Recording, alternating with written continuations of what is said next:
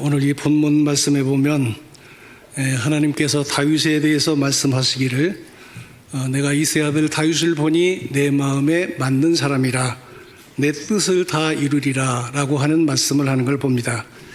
자, 그렇다면 여러분, 하나님의 마음에 맞는 사람이 되었다라고 하는 건 무엇을 의미할까요? 그것은 먼저 하나님을 기쁘시게 해드리는 사람이 됐다라는 의미를 갖는다고 생각합니다. 우리가 살다 보면 마음에 맞는 사람도 있고 마음에 맞지 않는 사람도 있습니다. 그런데 마음에 맞는 사람 보면 반갑고 기쁘고 행복합니다. 그래서 만나면 헤어지기가 싫고 마음에 있는 모든 얘기를 다 이제 쏟아놓고 싶고 또 그 사람으로 인해서 힐링이 되고 또 새 힘을 얻게 되는 것을 우리가 경험을 합니다. 즉 마음에 맞는 사람은 그 존재 자체가 나에게 기쁨이 된다라고 하는 의미의 말씀입니다. 그래서 마태복음 3장에 보면 예수님께서 이제 요단강에서 세례를 받고 올라오실 때 하나님께서 하늘에서 이런 음성을 들려주십니다. 이는 내 사랑하는 아들이요 내 기뻐하는 자다. 하나님께서 이 성자 예수님을 얼마나 기뻐하시고 사랑하셨는지 온 우주 천하에 내가 이 아들을 사랑한다, 이 아들은 나의 기뻐하는 자다라고 이렇게 선포하시는 장면을 볼 수가 있습니다. 변화산상에도 보면 베드로와 야고보와 요한에게 하나님께서 구름 속에서 말씀하십니다. 이는 내 사랑하는 아들이 내 기뻐하는 자니 너희는 저의 말을 들으라, 이렇게 말씀하는 걸 봅니다. 우리 성부 하나님께서는 이 성자 예수님을 바라보실 때마다 한없이 기뻐하시고 행복해 하시는 모습을 우리가 충분히 짐작할 수가 있습니다. 이제 바라기는 성자 예수님께서 성부 하나님의 기쁨이 되셨던 것처럼 저와 여러분들도 하나님 앞에서 기쁨을 드릴 수 있는 이런 믿음의 자녀들이 다 되시기를 주님의 이름으로 축원을 드립니다. 한 걸음 더 나가서 우리가 하나님의 마음에 맞는 사람이 되면 하나님께서 그를 하나님의 뜻을 이루는 귀한 일꾼으로 사용하신다라고 하는 것입니다. 그래서 오늘 본문 사도행전 13장 21절부터 22절을 보면 이렇게 말씀합니다. 한번 띄워주시고 같이 한번 읽겠습니다. 시작. 그 후에 하나님이 베냐민 지파 사람 기스의 아들 사울을 40년가 주셨다가 폐하시고 다윗을 왕으로 세우시고 증언하여 이르시되 내가 이새 아들 다윗을 만나니 내 마음에 맞는 사람이라 내 뜻을 다 이루리라 하시더니 아멘. 하나님께서 이새 아들 다윗을 만나니 하나님의 마음에 꼭 맞는 사람이었습니다. 그래서 하나님께서 어떻게 하셨습니까? 천한 목동에 있던 다윗을 들어서 이스라엘의 왕으로 삼아주십니다. 그래서 그를 통해서 하나님의 거룩한 선민인 이스라엘 민족을 다스리게 하셨고 또 하나님께서 평생 다윗과 함께 하셔서 모든 전쟁에서 이기게 해주셨습니다. 그리고 다윗에게 아낌없는 복을 내려주셨는데 그를 아주 위대한 이름을 주셨고 그 자손에게 복을 주셨고 영광스럽게도 그의 혈통에서 메시아 구주가 탄생되게 해주신 것을 볼 수가 있는 것입니다. 일찍이 루소라고 하는 사람은 말하기를 세상에 사람은 두 번 태어난다, 이렇게 말했습니다. 첫째는 존재하기 위해서 태어나고 두 번째는 일하기 위해서 태어난다. 그러므로 자기가 할 일을 발견하기까지는 진정으로 사는 것이 아니다 라고 하는 이런 말을 남긴 적이 있습니다. 이런 의미에서 볼 때 예수 믿고 구원받은 우리가 구원받은 자로서 이 세상에 살아갈 때 하나님의 뜻을 행하는 것보다도 더 고귀하고 또 존귀한 일은 없을 것입니다. 왜냐, 우리가 하나님의 뜻을 행하는 것은 나를 구하신 하나님의 그 놀라운 사랑과 은혜 앞에 억만문지 일이라도 갚아드리는 그러한 일이요, 또한 이 세상에서 뿐만이 아니라 영원한 천국에서 영원히 기억되는 일을 하는 것이기 때문에 그렇습니다. 그래서 요한복음 6장에 보면 주님께서 말씀합니다.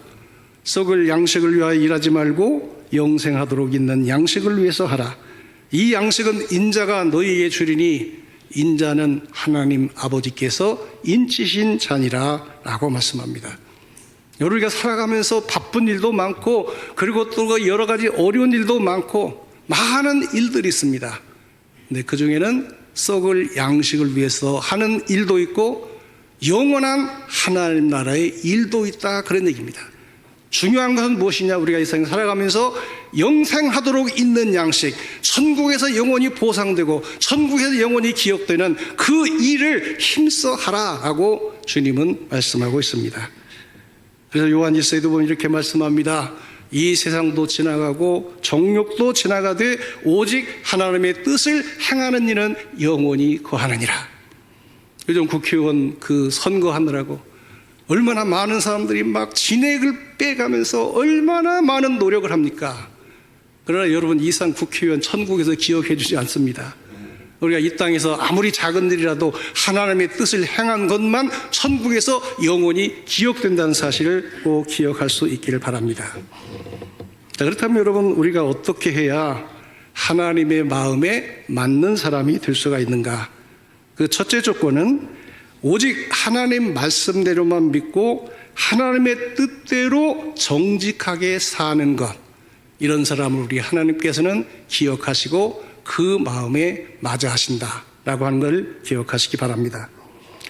그래서 오늘 이 본문에 나오는 다윗이 하나님의 마음에 맞는 사람이 된 가장 첫 번째 이유는 뭐냐? 다윗은 오직 하나님 말씀대로만 믿고 하나님의 말씀대로 정직하게 살았기 때문이다 라고 이 성경은 우리에게 증거해주고 있습니다. 그 부분을 열왕기상 14장 7절부터 9절에 보면 이렇게 말씀하는데, 우리 한번 다 같이 읽어보겠습니다. 7절부터 시작. 가서 여로보암에게 말하라. 이스라엘의 하나님 여호와의 말씀이 내가 너를 내 백성 중에서 들어 내 백성 이스라엘의 주권자가 되게 하고 나라를 다윗의 집에서 찢어내어 내게 주었거늘 너는 내 종 다윗이 내 명령을 지켜 전심으로 나를 따르며 나보기에 정직한 일만 행하였음과 같이 아니하고 내 이전 사람들보다 더 악을 행하고 가서 너를 위하여 다른 신을 만들며 우상을 부어 만들어 나를 노엽게 하고 나를 내 등 뒤에 버렸도다. 아멘. 이 말씀의 배경은 어떤 배경인가 하면 솔로몬이 타락을 해서 하나님께서 이스라엘 백성들에게 징벌을 내리셨습니다. 그 징벌은 남과 북이 갈라지는 이런 징벌을 내리셔서 북쪽은 이스라엘, 남쪽은 유다라는 그런 왕국이 세워지게 됩니다. 그때 이제 하나님께서 북쪽 이스라엘의 왕으로 이제 여로보암을 왕으로 세워줬습니다. 근데 이 여로보암이 북쪽 이스라엘의 왕이 된 다음에 자기의 정권을 유지하기 위해서 어떤 일을 하는가 하면 그 북쪽에 우상을 세워놓고 이 우상이 하나님이다 그랬어요. 우상을 위해 신전을 세워놓고 여기가 바로 하나님의 성전이다. 자기가 마음대로 절기를 정해놓고 이 절기에 너희들이 하나님 앞에 제사하면 된다라고 하면서 남쪽에 있는 예루살렘 성전에 가서 백성들이 이제 그 절기를 지키고 제사를 지키지 못하게 하고 그렇게 백성들을 미혹을 했습니다. 우상이 하나님이라는 거예요. 우상의 신전을 세우고 여기가 성전이라고 합니다. 그렇게 그 사람들을 미혹하고 범죄를 했을 때 하나님께서 그를 너무너무 실망을 하고 그를 책망하시는 그런 말씀인데, 그 책망하실 때 바로 이 다윗을 비교하면서 이 여로보암의 죄악을 책망하시는 것을 봅니다. 하나님께서 뭐라고 말씀하셨어요? 너는 내 종 다윗이 내 명령을 지켜 전심으로 나를 따르며 나보기에 정직한 일만 행했음과 같지 아니하고 네가 왜 이전 사람보다 더 악을 행하느냐라고 여로보암을 책망하는 이런 말씀입니다. 여기서 중요한 것은 여로보암의 죄악보다 더 중요한 게 있습니다. 이게 뭔가 하면 하나님께서 다윗의 신앙을 어떻게 평가하셨느냐 그런 거예요. 여러분, 성경에 보면 하나님께서 어떤 개인을 가리켜서 그 신앙이 이렇다 저렇다 이렇게 말씀하신 것을 찾아보기가 굉장히 희귀합니다. 정말 찾아보기가 어려워요.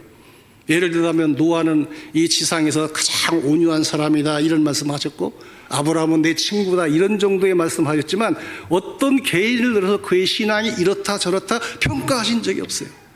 근데 여러분, 여기 보면 하나님께서 다윗의 신앙을 평가하셨어요. 어떻게 평가하셨습니까? 내 종 다윗은 내 명령을 지켰다. 전심으로 그 명령을 따랐다. 그리고 내가 보기에 정직한 일만 행하였다라고 이 다윗의 신앙을 여기서 칭찬하시는 이런 장면을 볼 수가 있습니다. 이걸 볼 때 우리는 다윗이 얼마나 철저하게 하나님 말씀대로 믿고 정직하게 살았는가 하는 것을 여기서 우리는 발견할 수가 있습니다. 예를 든다면 성경에 보면 사무엘상 24장에 보면 이런 얘기가 나옵니다. 다윗이 이제 골리앗을 죽이고 나라를 구원하고 막 백성들이 인기가 막 치솟으니까 이 사울 왕이 걱정이 생겼습니다. 이 다윗이 내 왕위를 빼앗고 다음에 왕이 되는 거 아니냐, 그런 어떤 어려운 일이 생기기 전에 이 다윗을 내가 제거해야 되겠다 하는 그런 마음을 가지고 막 다윗을 죽이기 위해서 혈한 데서 쫓아다니는 걸 봅니다. 그래서 다윗이 막 이리저리 도망을 가는데 어디까지 도망을 가냐면 엔게디 광야라고 하는 그런 이제 거기까지 도망을 갑니다. 근데 거기까지 3,000명의 군사를 이끌고 이 사울 왕이 이 다윗을 죽이려고 쫓아오는 것을 보게 됩니다. 그래서 다윗이 그 엔게디 광야에서 이제 사울을 피해서 산속에 있는 조그만 굴속에 들어가서 숨어 있습니다. 그런데 이 사울이 이렇게 다윗을 쫓아오다가 갑자기 용변 볼 일이 생겼던 모양입니다. 그래가지고 이제 군사들이 이제 거기다 진을 치고 있는데 자기가 산에 올라가서 이제 굴속에 들어가서 용변을 보려고 들어갔어요. 근데 그 굴속에 누가 있습니까? 바로 다윗이 숨어든 그런 굴속에 들어간 거예요. 경비병도 없이 경호원도 없이 자기 혼자서 거기서 용변을 보고 있는데 그때야말로 다윗이 이 사울을 죽일 수 있는 얼마나 절호의 기회입니까? 이게 부하들이 막 얘기합니다. 다윗이요, 지금 왕이 사울 왕이 이 자리에 왔는데 이것은 하나님이 사울 왕의 손을 당신의 손에 붙인 것입니다. 그러므로 지금 바로 이 사울 왕을 제거해서 지금의 이 모든 후환을 제거해 버리십시오. 지금이 사울 왕을 죽일 때입니다 라고 얘기합니다. 그랬더니 다윗은 그 말을 거절을 합니다. 얼마든지 이 사울을 죽일 수 있는 그런 절호의 기회가 왔지만 그는 절대 이 사울을 죽이지 않아요. 그 이유가 무엇이냐? 그 이유는 이 사울은 그래도 아무리 약한 왕이지만 하나님이 기름 부어 세우신 왕인데 내가 하나님이 기름 부은 세왕을 내 손으로 내가 해할 수가 없다라고 하면서 그것을 거절하고 사울이 살아서 나갈 수 있도록 배리를 해줍니다. 그 다음에 이 다윗이 그 사울을 향해서 내가 당신을 죽일 수 있는 기회가 있었는데 당신을 죽이지 않았습니다. 그 이유는 이것입니다 라고 이 다윗이 그렇게 이제 외치는 것을 봅니다. 사무엘상 24장 10절에 보면 바로 이 다윗이 사울을 향해서 이렇게 외치는 그런 장면이 있는데 제가 한번 읽어보겠습니다. 오늘 여호와께서 굴에서 왕을 내 손에 넘기신 것을 왕이 아셨을 것입니다. 어떤 사람이 나를 권하여 왕을 죽이라 하였으나 내가 왕을 아껴만 하기를 나는 내 손을 들어 내 주를 해하지 아니하리니 이는 여호와의 기름 부음을 받은 자이기 때문이라 하였나이다. 이렇게 외치는 걸 봅니다. 여러분, 사실 이 상황은 사울이 이미 하나님께 버림을 받은 그런 상황입니다. 다윗도 그것을 다 알고 있어요. 그리고 사울이 다윗을 죽이려고 하는 건 자기 어떤 막 큰 죄를 저지르고 무슨 역적죄를 저지르고 그래서가 아니라는 걸 잘 알고 있어요. 자기가 왕이 될까봐 그 질투심 때문에 그 악한 그 질투심의 반론에서 이런 악한 행동을 한다는 걸 너무나도 잘 알고 있었어요. 그러니까 만약에 다윗이 자기 나름대로의 어떤 정당화를 시킨다면 얼마든지 사울을 지금 죽일 수가 있는 거예요. 이미 하나님이 버린 왕이 아닙니까? 하나님이 버린 왕을 얼마든지 죽일 수 있는 거 아닙니까? 이 사람이 나를 죽이려고 하는 것은 그건 악한 생각 때문에 그런 악한 그 질투심 때문에 죽이는 것이니 내가 이 사람을 죽여도 이건 정당방위 아닙니까? 얼마든지 자기 정당화를 시킬 수가 있는 거예요. 그러나 그걸 따지지 않았어요. 따지지 않고 어떻게 생각하는가 하면 이 사람을 왕으로 세운 분이 하나님이시니 이 사람을 피하는 것도 이 사람을 죽이는 것도 하나님이 할 일이지 내가 할 일이 아니야. 그건 내 영역이 아니야 라고 생각하면서 정말로 그 사울왕 때문에 그 모진 고통을 당하고 그 모진 어려움을 당하면서도 앞으로도 엄청난 어려움을 당할 뻔히 알면서도 이 다윗은 그 사울을 죽이지 않는 이런 모습을 볼 수가 있습니다. 그때 하나님께서 다윗의 그 신앙을 보시고 내 종 다윗은 내 명령을 지켜 전심으로 행하고 나보기에 정직한 일만 행하였다라고 이렇게 평가하시는 그런 장면을 볼 수가 있는 겁니다. 자기의 유익을 위해서 자기의 어떤 그 목적을 위해서 그 상황을 적당하게 이렇게 참 편리하게 이렇게 해석하는 것이 아니라 정말로 진실되게 정직하게 여기에 하나님의 진정한 뜻이 어디 있는가, 이걸 살피면서 그 뜻을 붙잡고 목숨 걸고 그 말씀을 지키는 이런 모습을 볼 수가 있습니다. 여러분, 우리가 하나님의 말씀대로 정직하게 믿고 정직하게 사는 것이 하나님을 얼마나 기쁘시게 해드리는지를 확실히 믿고 아시는 여러분들이 되기를 주님의 이름으로 축원을 드립니다. 어떤 상황을 놓고 적당하게 해석하면서, 자기 편리하게 해석하면서 하나님의 말씀을 왜곡하면 안 되는 거예요. 여기에 대한 하나님의 뜻이 무엇인지를 바르게 정확하게 우리가 보고 그 말씀 앞에서 정직하게, 나에게 어떤 손해가 올지라도, 내가 어떤 위기를 당할지라도 그 상관없이 그 하나님의 뜻이 이루어지도록 그 말씀 붙잡고 사는, 이것이 바로 하나님 앞에 정직하게 사는 그런 자세인 것을 믿으시기를 주님의 이름으로 축원을 드립니다. 그리고 한 걸음 더 나가서 우리가 믿음으로 사는 것도 우리가 하나님 말씀 앞에 정직하게 살아야 되지만, 하나님의 일을 할 때도 하나님의 말씀대로 정직하게 일을 해야, 그래야 하나님께서 그런 사람을 끝까지 기뻐하시고 크게 쓰신다라고 하는 것을 꼭 기억할 수 있기를 바랍니다. 자, 그래서 오늘 본문 21절 22절에 보면 이런 말씀이 있죠. 그 후에 그들이 왕을 구하거늘 하나님이 베냐민 지파 사람 기스의 아들 사울을 40년간 주셨다가 패하시고 다윗을 왕으로 세우시고. 여러분, 오늘 이 본문에 보면 사울을 왕으로 세우신 분이 누구예요? 하나님이세요. 하나님. 이스라엘 백성들이 사무엘 시대에 우리에게도 왕을 주소서 너무너무 극렬하게 강권을 하니까 하나님께서 이제 마지못해 허락하셨어요. 그리고 사울을 왕으로 세우셨어요. 그런데 하나님께서 세우신 이 사울을 누가 피하셨어요? 하나님이 피하신 거예요. 하나님이 세우시고 하나님이 피하셨다. 그러면 왜 하나님께서 사울을 당신의 손으로 세우시고 그리고 당신이 이 사울을 피하셨느냐? 그 이유는 하나님의 뜻과 명령을 사울 왕이 거역하고 자기 고집과 자기 욕심을 채우기 위해서 하나님의 뜻을 왜곡했기 때문에 그러한 것이다 라고 하는 겁니다. 그 대표적인 사건이 성경에 보면 아말렉과의 전쟁을 처리한 사건이었습니다. 사무엘상 15장에 보면 하나님께서 사울 왕에게 군대를 이끌고 가서 저 아말렉 족속을 쳐서 진멸하라 라고 명령하셨어요. 그 아말렉 족속을 진멸할 이유를 또 설명하시는데, 이스라엘 백성들이 애굽에서 출애굽해서 가나안 땅을 향해 나갈 때 이 아말렉 족속이 얼마나 이스라엘 백성을 괴롭혔는지 몰라요. 막 쫓아와서 전쟁을 일으키고 시비 걸고 또 쫓아와서 전쟁을 일으키고 하면서 이 아말렉 족속 때문에 이스라엘 백성들이 얼마나 큰 고통을 당했는지 몰라요. 그래서 바로 그 사건을 인해서 하나님께서 내가 이 아말렉 족을 심판한다라고 했어요. 그러니까 이 전쟁은 하나님의 심판하는 전쟁이에요. 그러면서 계속해서 말씀하십니다. 내가 이 아말렉 족속을 내 손에 붙일 텐데 그 전쟁에서 이기게 되면 아말렉 족속을 한 사람도 남기지 말고 진멸해버려라 그랬어요. 남녀 노소 어린아이 할 것 없이 한 사람도 남김없이 다 진멸해버리고, 심지어는 가축들까지도 한 마리도 남기지 말고 다 진멸해버려라. 왜냐? 이 전쟁은 나의 심판이기 때문이다. 이렇게 하나님께서 말씀하십니다. 그래서 이제 사울이 하나님의 명령을 따라서 군대를 이끌고 가서 아말렉과 전쟁을 하는데 그 아말렉 전쟁에서 크게 승리하게 됩니다. 그런데 전쟁에서 승리한 다음에 하나님의 말씀을 온전히 지키지 않았어요. 하나님께서는 이 아말렉 족속을 노인 어린아이 할 것 없이 다 진멸하라고 말씀하셨는데 아말렉 왕을 살려주었어요.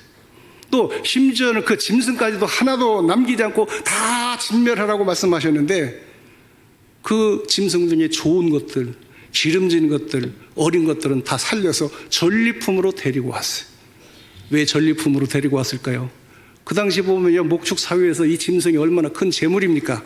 그러니까 나라의 부를 위해서, 자기가 다스리는 나라의 어떤 국부를 위해서 그걸 죽이지 않고 살려왔겠죠.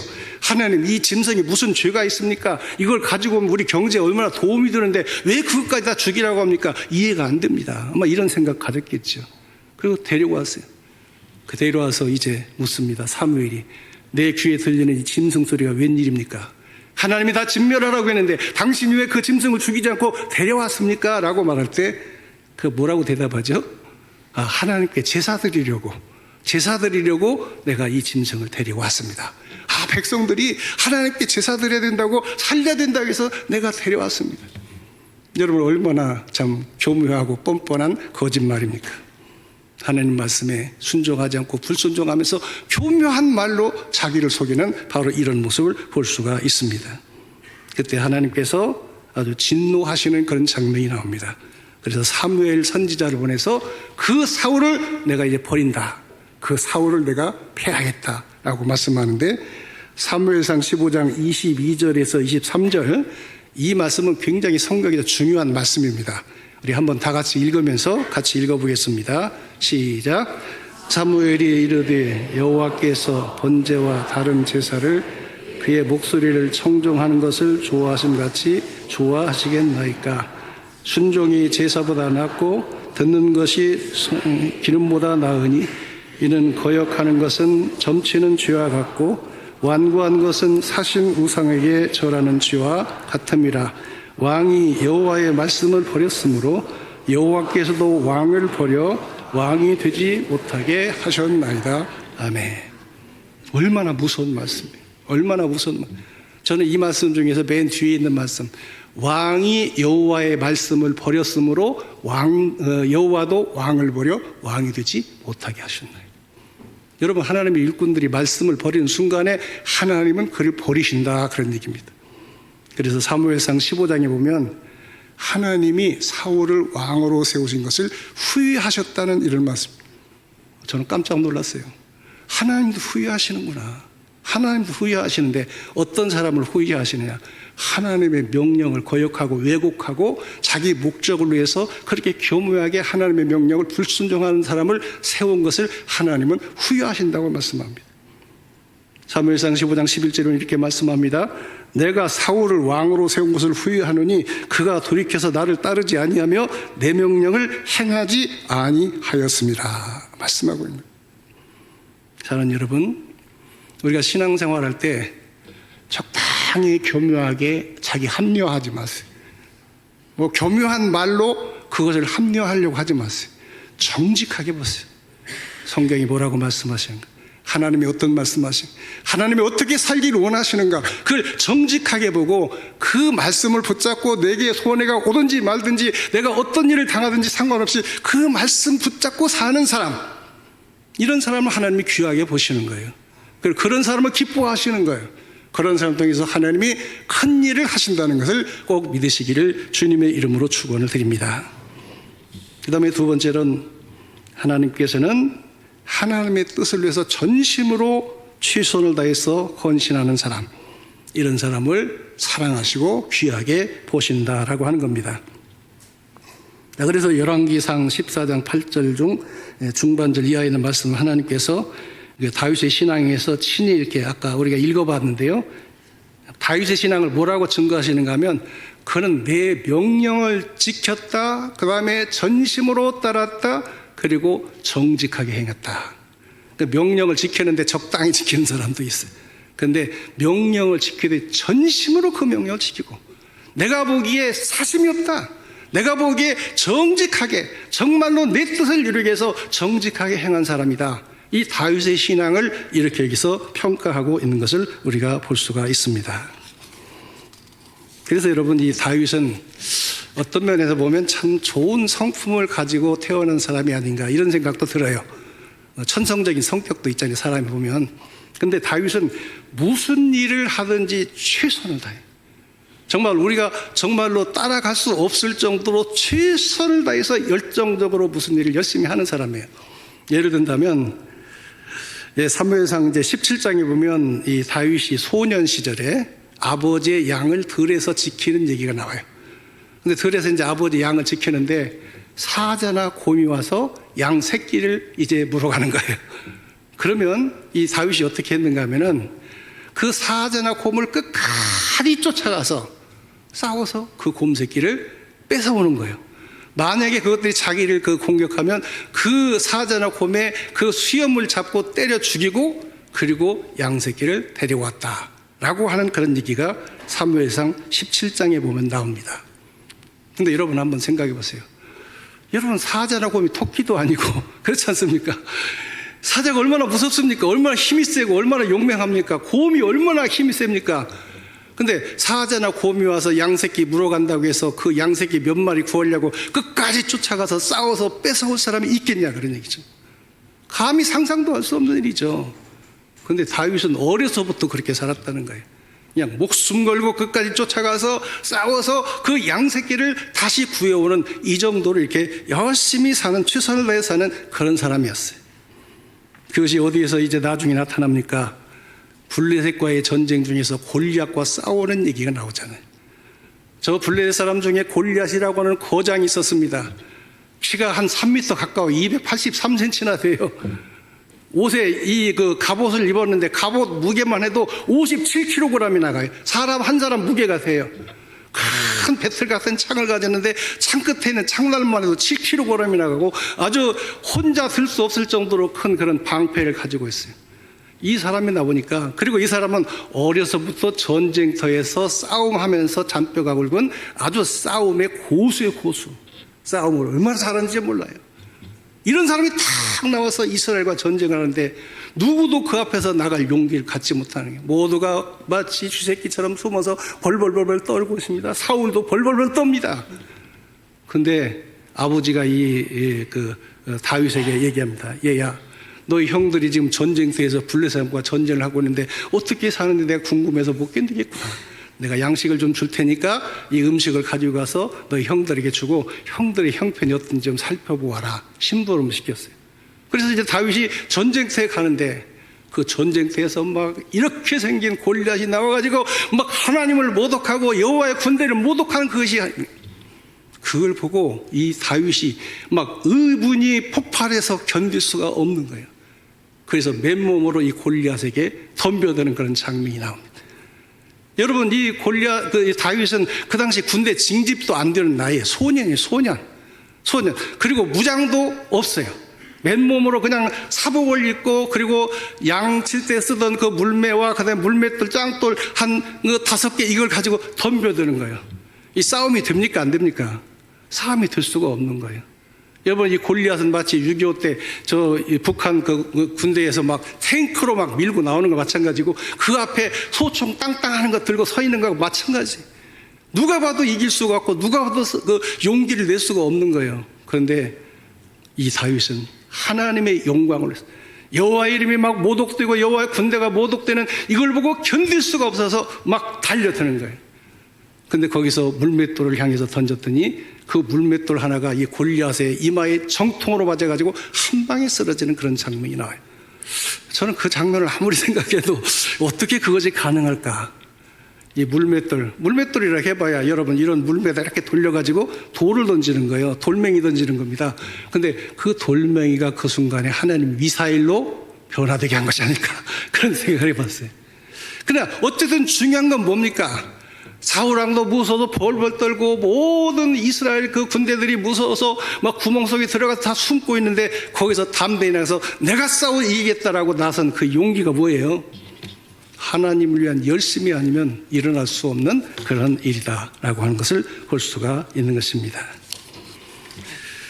아주 꽤 오래전에 저희 교회에서 이제 전도 집회를 하면서 여러분들이 동기부여를 시키려고 이 간증자를 참 많이 불렀어요. 뭐 여러분들 많이 들어봤죠. 근데 그 중에 한 집사님의 그 얘기가 지금도 제가 진짜 잊혀지지가 않아요. 그래서 제가 다른 교회 집회 가면 그 간증을 굉장히 많이 했어요.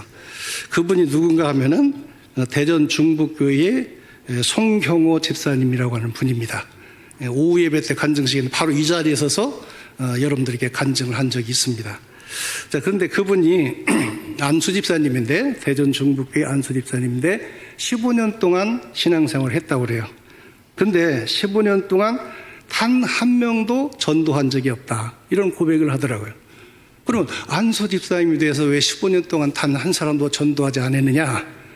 그 누구도 자기에게 전도해야 된다는 말을 한 적이 없다는 거예요. 예를 들어서 안수 집사님이 주일날 빠지면 왜 안수 집사님이 주일날 빠집니까? 이런 소리를 한다는 거예요. 또 안수 집사님이 11조 안 하면 왜 안수 집사가 돼서 11조 안 합니까? 이런 말을 하는데 자기가 15년 동안 한 사람 전도 안 해도 왜 안수 집사가 돼서 전도 안 합니까? 이 소리를 안 하더라는 거예요. 심지어 목사님도 그 소리 안 하더라는 거예요. 그래서 이 전도는 안 해도 되는 거구나 이렇게 생각을 했답니다.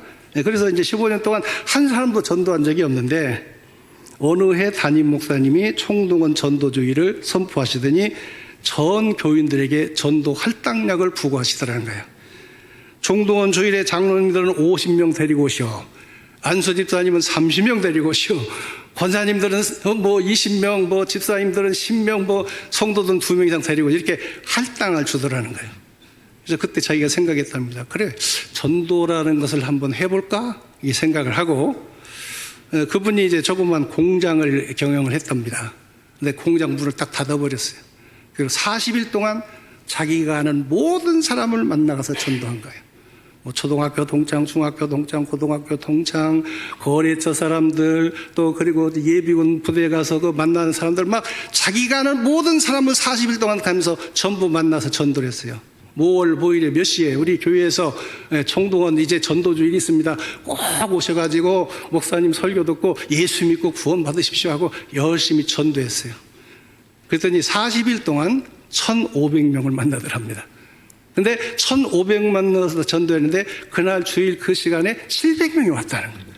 그리고 700명 중에 300명이 주님을 영접하고 구원을 받았다. 이런 얘기를 들어봤어요. 제가 거짓말하는 겁니까? 이 자리에서 했어요. 들은 사람들 엄청 많습니다. 자, 그러면 여러분 생각해 보세요. 자, 이 송경원 집사님이 15년 동안 전도 한 사람도 못했어요. 근데 40일 동안 그렇게 수많은 사람들에게 복음을 전하고 무려 300명이 구원을 받았어요. 그러면 여러분들 그 15년과 이 40일이 무슨 차이가 있어요?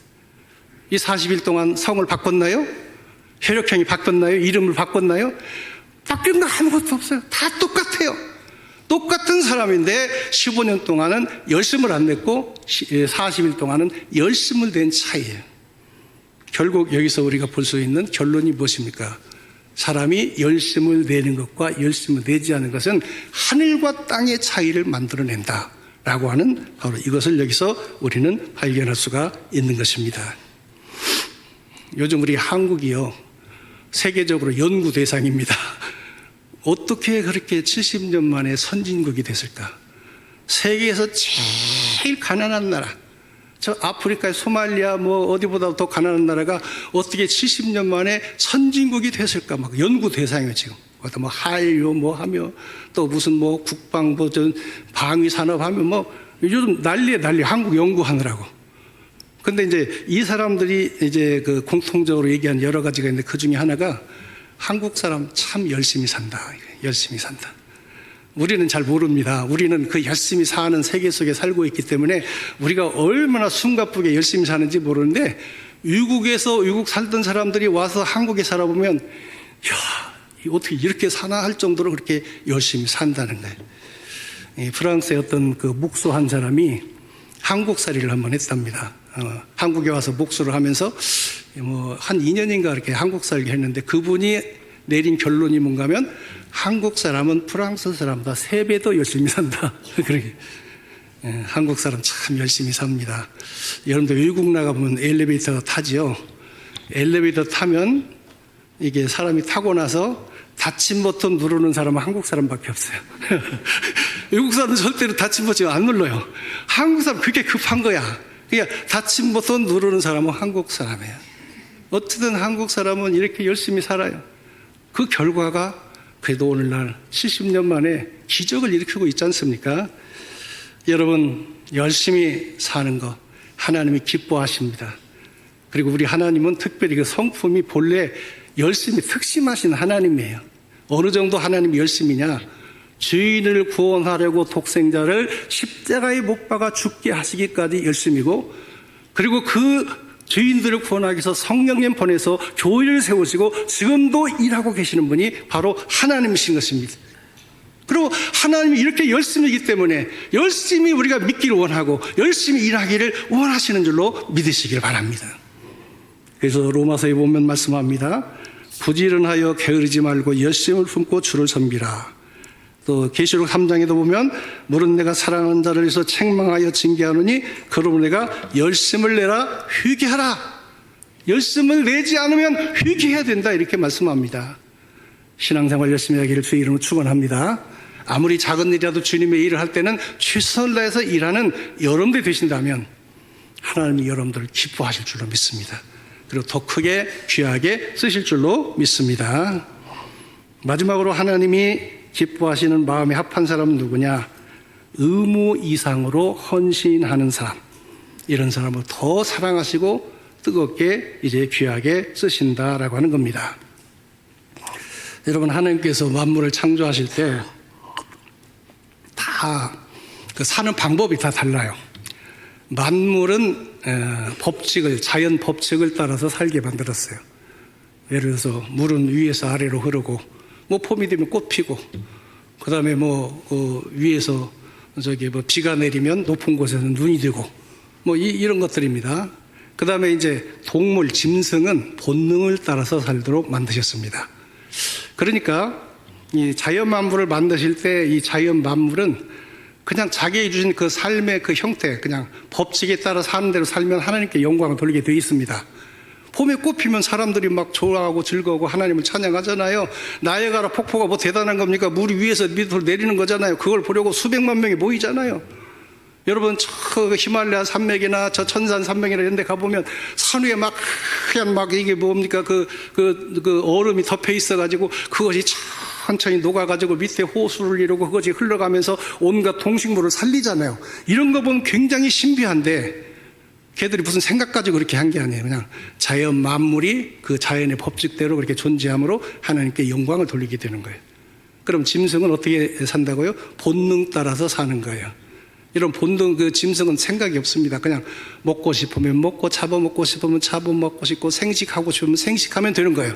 그러면 자연 생태계가 보존이 돼서 하나님의 세계가 아름답게 되는 거예요. 지난번에 그 뉴스에 봤더니 그 전라남도 그 어떤 섬에 어쩌다가 이 흑염소 몇 마리를 갖다 거기다 방목을 했어요.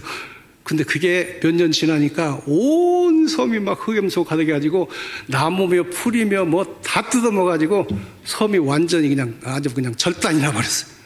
왜 그랬을까요? 흑염소를 잡아먹어야 될 포식자가 없었기 때문에 그런 거예요. 사자나 이 포식자가 어린 짐승 잡아먹는 거, 그건 아주 자연스러운 거예요. 그렇게 돼야 자연의 질서가 유지가 되는 거예요. 뱀을 잡으면 여러분 쥐가 막 극성을 떨어서 살 수가 없는 거예요. 근데 여러분, 인간은 그렇게 살면 안 된다 그래요. 자연 만물은 법칙을 따라 살게 돼 있고, 그리고 짐승은 본능을 따라 살게 돼 있지만 인간은 인격적 결단을 통해서 살아갈 수 있도록, 인격적 결단을 통해서 하나님을 기쁘시게 하고 하나님을 요한하게 하도록 그렇게 하나님이 지으셨다라고 하는 것입니다. 여러분, 인격이라는 것은 무엇입니까? 인격의 3요소를 지정의라고 얘기하잖아요. 지라는 것은 어떤 사실을 파악하고 깨닫는 것, 정의라고 하는 것은 우리가 감정을 느끼는 것, 그 다음에 의라고 하는 것은 이런 모든 상황을 종합해서 판단해서 무엇을 결정할 수 있는 자율성을 가졌다라고 하는 걸 의라고 얘기해요. 그러니까 여러분, 하나님께서는 우리 인간이 어떻게 살도록 만드셨는가 하면 깨닫고 느끼고 그리고 모든 것을 판단해서 자기가 결정하도록 한 거예요. 자기가 결정한 그 결정을 통해서 하나님을 기쁘시게 하고 하나님을 영화롭게 하도록 인간을 이렇게 지으셨다라고 하는 것을 볼 수가 있는 것입니다.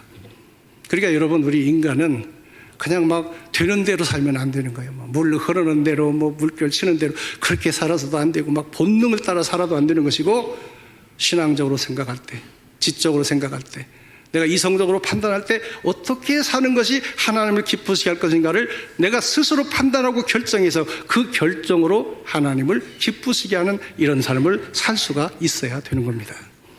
가끔 보면 어떤 젊은이들이 그런 얘기를 많이 합니다. 하나님은 왜 에덴 동산에 선악과를 만들어가지고 죄짓게 만들었냐고. 하나님이 뭐 잘못한 것처럼 만들었어요. 근데 여러분, 그게 아니에요.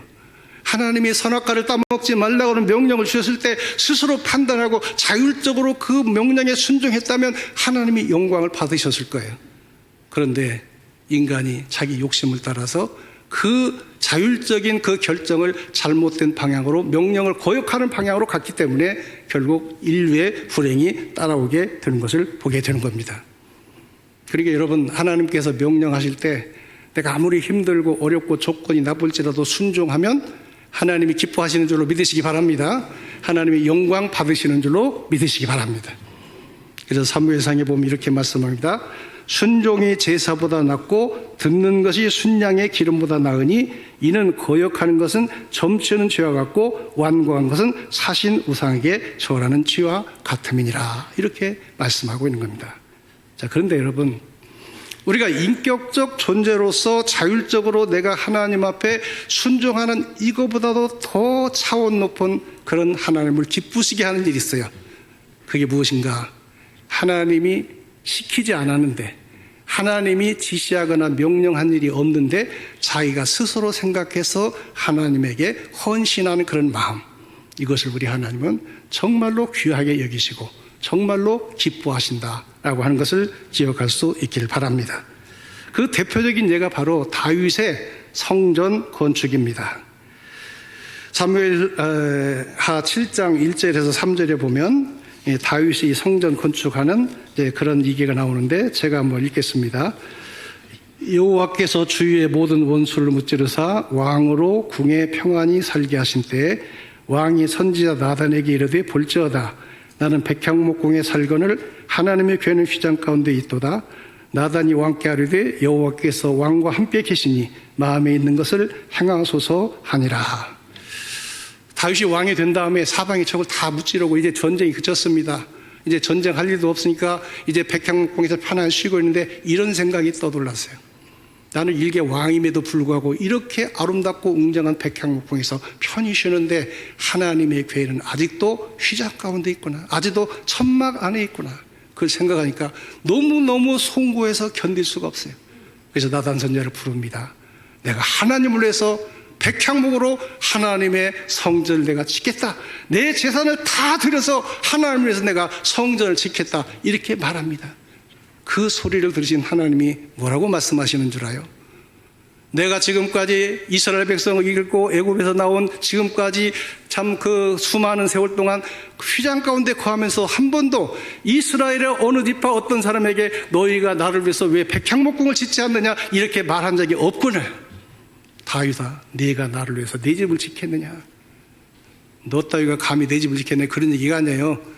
내가 지금 누구에게도 한 번도 나를 위해서 성전을 지어달라는 말을 한 적이 없는데 내가 어떻게 이런 생각을 했느냐? 내가 나를 위해서 성전을 건축하겠느냐?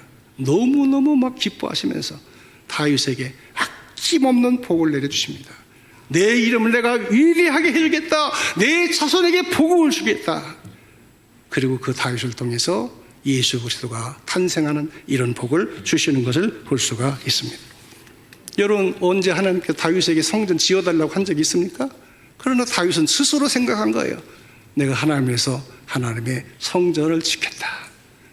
여러분, 이런 얘기들이, 이런 아름다운 얘기가 성경에 얼마나 많이 나와요. 예수님께서 베다니에 방문하셨을 때 그 마리아가 어떻게 했습니까? 300데나리온에 되는 그 향유를 부어서 예수님이 발을 씻어드리고 자기 머리털로 닦아드렸잖아요. 물로 씻으면 되는데 왜 그렇게 300데나리온에 되는 엄청난 고가의 향유를 부어서 예수님이 발을 씻습니까? 언제 예수님이 그렇게 해달라고 한 적이 있습니까? 그러나 자기 마음속에 너무너무 주님을 사랑하니까, 너무너무 주님을 감사하니까 자기가 그렇게 한 거예요.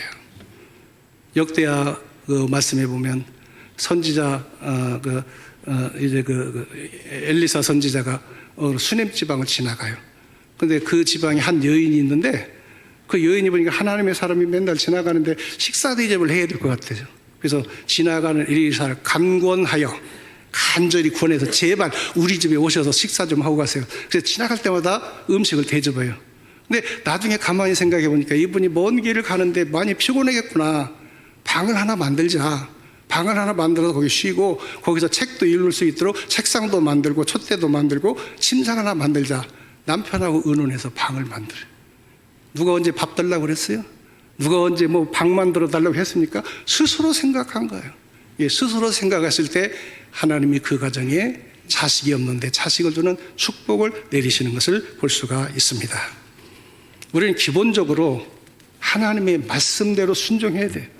그러나 더 우리가 요구할 것이 있다고 한다면 하나님이 말씀하지 않았지만 내가 마음속에 자원해서 주님을 위해서 내가 이렇게 살겠다는 이러한 결단이 이루어지고 그런 삶을 살게 된다면 하나님의 마음은 뜨거워서 견딜 수가 없을 줄로 믿습니다. 오늘의 말씀을 마치겠습니다. 하나님의 마음에 합한 사람이 어떤 사람이에요?